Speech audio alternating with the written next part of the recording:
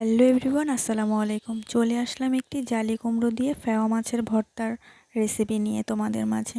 তোমরা সবাই কেমন আছো অবশ্যই কমেন্ট করে জানাবে।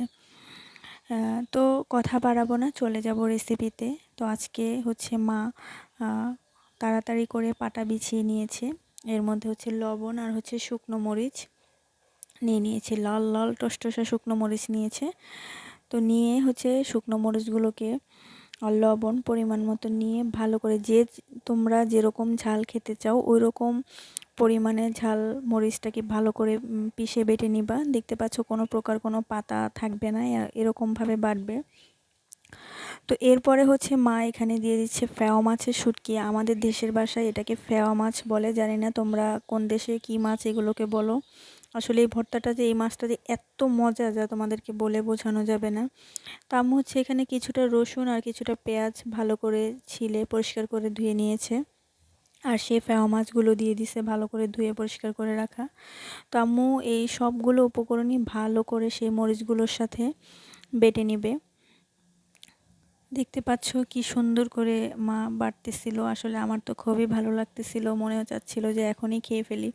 আসলে তোমরা যদি এই ভর্তাটা শুধু এইভাবেও খাও অনেকটা মজা পাবে। তো আম্মু আজকে এই ভর্তাটাকে হচ্ছে জালি কুমড়ার পাতা মধ্যে দিয়ে বানাবে। আমার কাছে তো আসলে এতটা ভালো লাগছে যে এইভাবে ভর্তাটা যে এত মজা হয়, আর এই মাছের শুটকিটা যে এত মজা আমি ভাবতেও পারিনি। তো এখানে আম্মু সবগুলো উপকরণ ভালো করে বেটে ভালো করে মিক্স করে নিচ্ছে, যাতে কোনো প্রকার কাটা বা মাছের কোনো কিছুই না থাকে। এরকমভাবে মিহিন করে বেটে একটি বাটিতে নিয়ে নিল।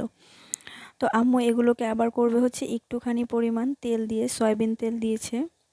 তোমরা চাইলে এখানে সরিষার তেল ব্যবহার করতে পারবা।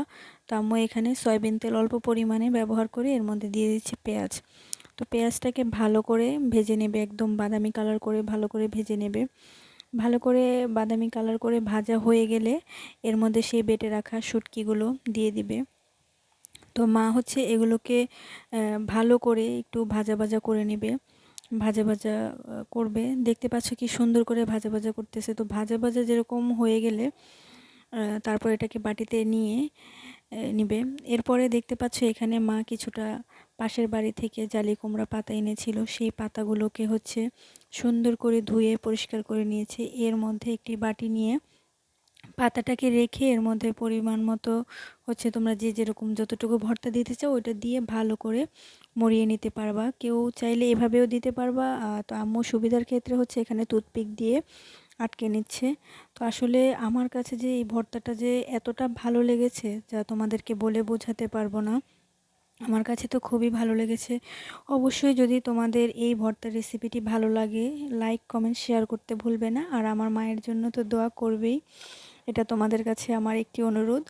আর হচ্ছে কি বলবো তোমাদেরকে, তোমরা অবশ্যই অবশ্যই বাসায় এই ভর্তাটা ট্রাই করবে। আমি তো 1 প্লেট ভাত খেয়ে ফেলেছি যা তোমাদেরকে বলে বোঝাতে পারবো না। তো আসলে মা সবগুলো ভর্তাই এরকম করে দিয়ে, তো আম্মু টুথপিক দিয়ে আটকে আটকে নিচ্ছে। তোমরা চাইলে এইভাবেও দিয়েই করতে পারবে। তো আম্মু এখানে কিছুটা তেল সয়াবিন তেল নিয়ে নিয়েছে, তোমরা চাইলে সরিষার তেল দিয়েও ভাজতে পারবে এটাকে।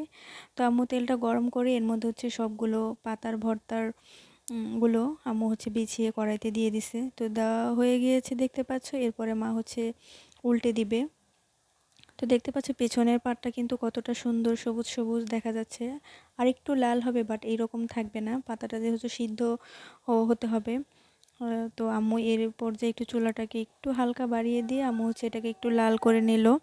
আসলে ভর্তাটার রেসিপি যে আমার কাছে এতটা ভালো হয়েছে, কে কেমন হয়েছে অবশ্যই কমেন্ট করে